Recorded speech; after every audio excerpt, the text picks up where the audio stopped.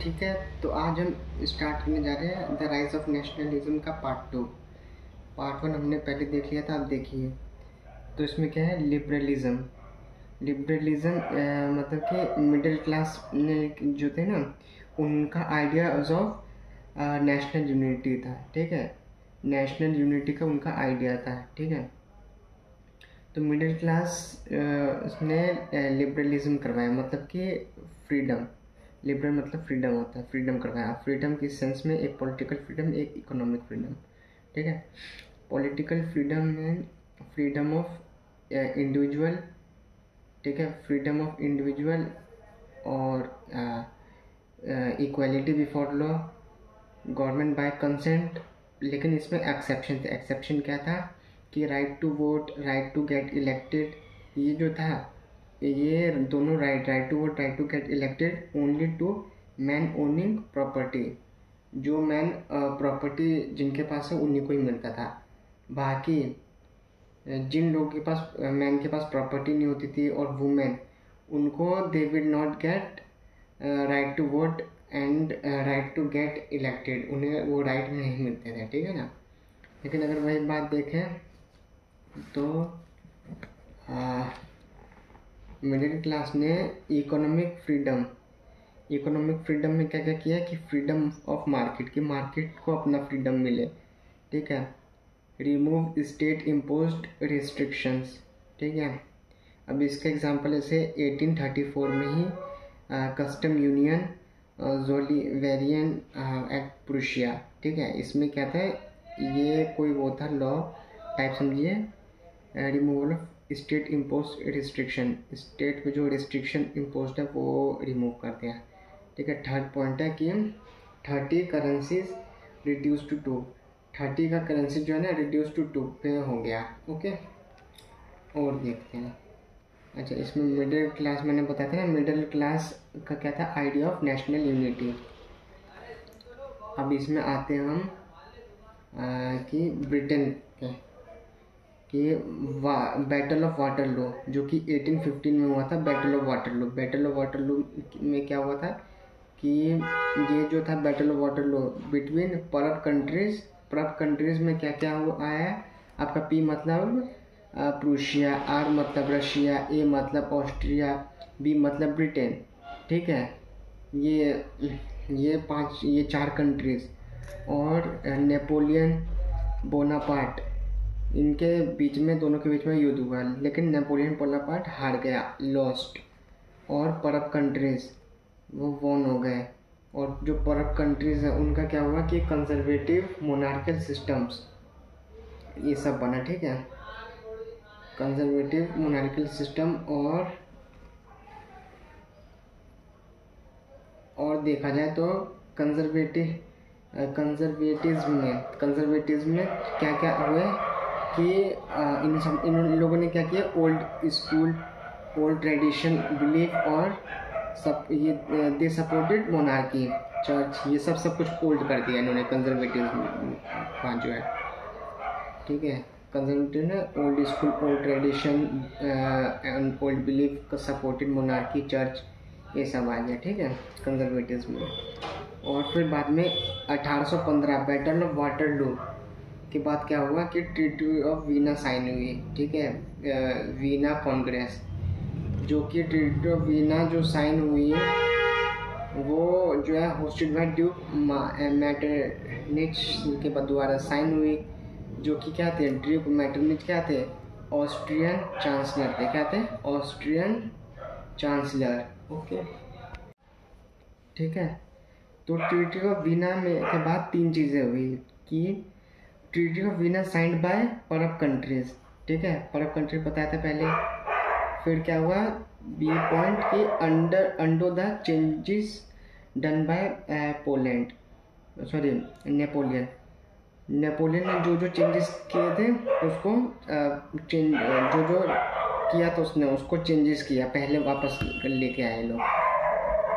और settlement of Europe का settlement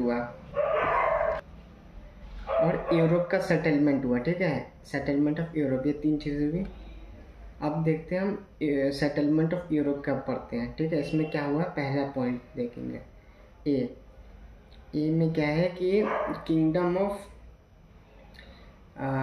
ये नॉर्थ ऑफ फ्रांस में क्या आया कि kingdom of Netherland and Belgium, ठीक है।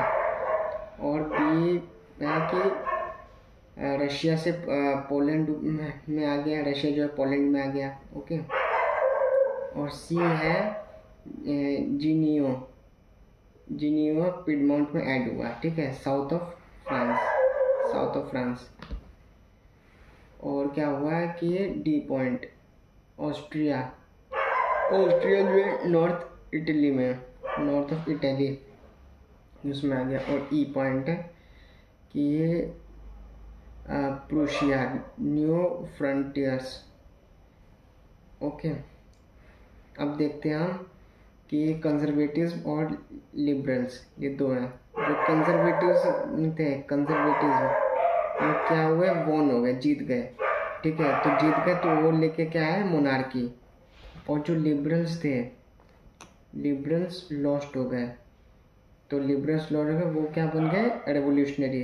अब जो कंजर्वेटिव्स और लिबरल्स है, इन दोनों के बीच में क्या हुआ, एक तरह से फाइट मान लो कि दोनों के बीच में विरोध हो रहा है। अब क्या है, liberals started forming secret society. Liberals ने सीक्रेट सोसाइटी बनाना स्टार्ट किया। उनका एजेंडा क्या था कि मोनार्की खराब है, ठीक है। इटालियन रिवोल्यूशनरी जिप्सी माजीनी जो है वो जीनियो में बॉर्न करते हैं, एट 1807 में बॉर्न किए वो, ठीक है। फिर क्या हुआ कि इसमें दो चीज़ें हुई कि यंग इटली और यंग यूरोप में क्या हुआ, यंग इटली में मार्सेलिस और यंग यूरोप बर्ने, ठीक है।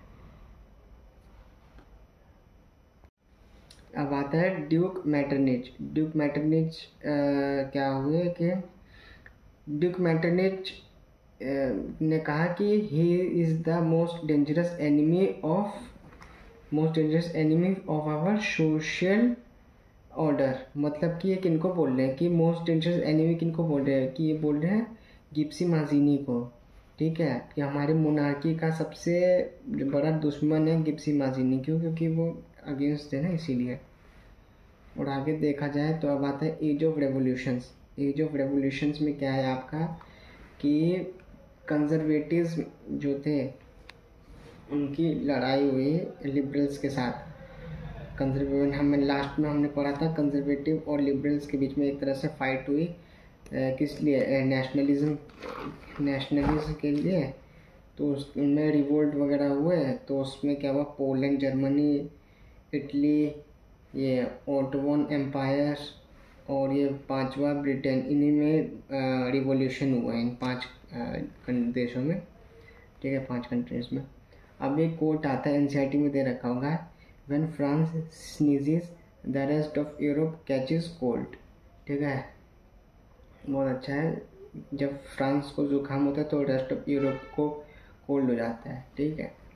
अब इसमें 3 चीज़ें पढ़ेंगे हम, मेरी नोटबुक, देखो 3 चीज़ क्या पढ़ेंगे। पहली पॉइंट कि जुलाई रेवोल्यूशन ऑफ 1830 जो कि फ्रांस में हुआ था, उसमें क्या हुआ, जुलाई रेवोल्यूशन ऑफ 1830 जो फ्रांस में हुआ था, उसमें क्या हुआ कि आपका कि 1815 में जो कंजर्वेटिव थे बर्बन डायनेस्टी के, ओवरथ्रोन बाय लिबरल इन 1830, ठीक है। जुलाई रेवोल्यूशन ऑफ 1830 में क्या हुआ कि 1815 कंजर्वेटिव बर्बन डायनेस्टी के ओवरथ्रोन बाय लिबरल्स इन 1830 में ये हुआ कि ओवरथ्रोन हो गया ये जो कंजर्वेटिव थे बर्बन डायनेस्टी के। अब क्या है कि बी पॉइंट है कि अपराइजिंग इन ब्रुसेल्स में क्या है, Belgium broke away from United Kingdom of Netherland, ठीक है। बेल्जियम जो है broke away from United Kingdom Netherland से ब्रोक अवे हो गए बेल्जियम, ठीक है।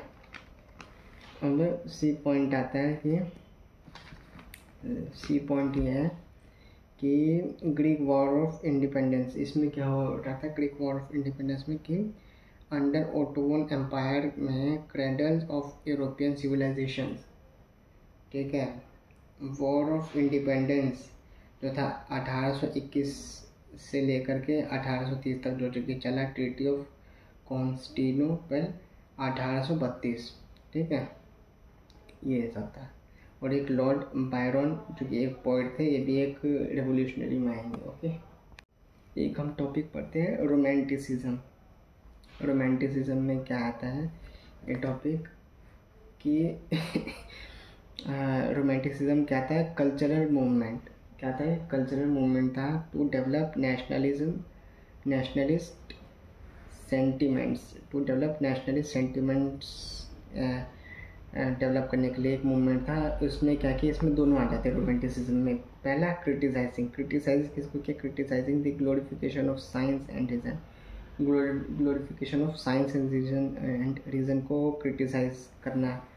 दूसरा चीज़ है कि सपोर्ट किसको कर रहा है कि भाई इमोशन, मिस्टिकल फीलिंग्स, इंट्यूशंस, ठीक है, इमोशन मिस्टिकल फीलिंग्स को सपोर्ट करना। और क्या है कि जॉन गॉटफ्रीड हर्डर, ठीक है, जॉन गॉटफ्रीड हर्डर जो है, इसमें ये भी एक रिवोल्यूशनरी टाइप जो समझ लीजिए। इन्होंने क्या था कि दास वॉक और वॉकजिस्ट के दास वॉक में क्या था, true German culture was to be discovered among common people, इनका ये बिलीव था। और जो वॉकजिस्ट था, इसमें क्या था कि true spirit of the nation ये आया। अब आगे देखते हैं हम कि पोलैंड का पार्टीशन हुआ। पोलैंड पार्टीशन में क्या हुआ कि भाई पोलैंड का पार्टीशन हुआ, but still nationalist feeling of Polish people kept on rising, ठीक है। पोलैंड का पार्टीशन हुआ लेकिन बावजूद उसके but still nationally feeling of Poland people kept on rising, ये नेशनलिज्म वाली फीलिंग जो थी पोलिश पीपल के अंदर राइज बढ़ती जा रही थी। अब आगे हम देखेंगे कि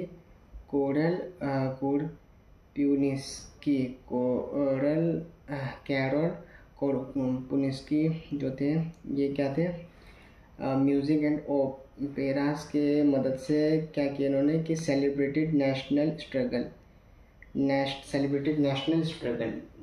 स्ट्रगल को सेलिब्रेट किया, ठीक है, कि carol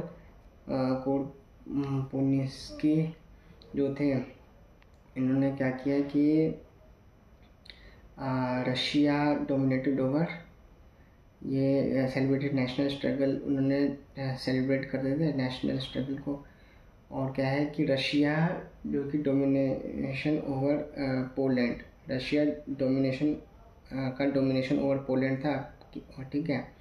Polish language was overthrown out of school, Polish language जो थी स्कूल से बाहर फेंक दी गई कि भाई रिमूव कर दिया गया। और उससे क्या हुआ उसके बाद कि Polish language overthrown out of school, Polish people revolted although their revolt was suppress, ठीक है, पोलिश पीपल ने रिवोल्ट किया और भले उनका रिवोल्ट जो है सप्रेस कर दिया गया।